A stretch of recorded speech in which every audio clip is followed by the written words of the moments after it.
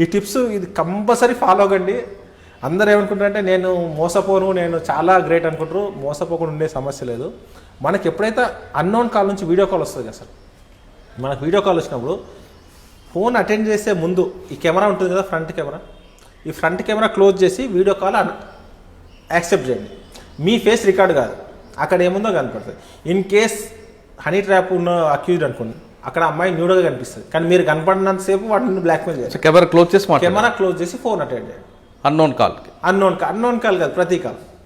అందరూ ఏంటంటే unknown call చేస్తే సరిపోతుంది కదా, నోన్ కాల్స్కి ఎందుకు ప్రాబ్లం అంటారు. స్కూపింగ్ అనేది ఒకటి ఉంటుంది సార్. దాంట్లో ఏంటంటే మీ పేరుతో నాకు కాల్ వస్తుంది, మీరు కాదు నాకు చేసేది.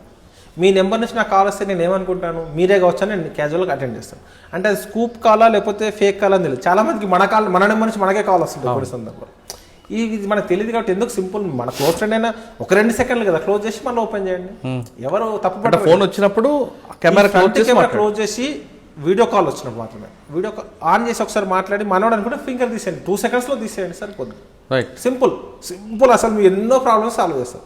లక్షల రూపాయలు కాపాడుతుంది. మీ మానసిక టెన్షన్ నుంచి బయటపడతాం. ఎంత పెద్ద సమస్య అది, ఎవరికి చెప్పుకోలేము. ఎవరు చెప్పుకుంటే ఏమనుకుంటారో,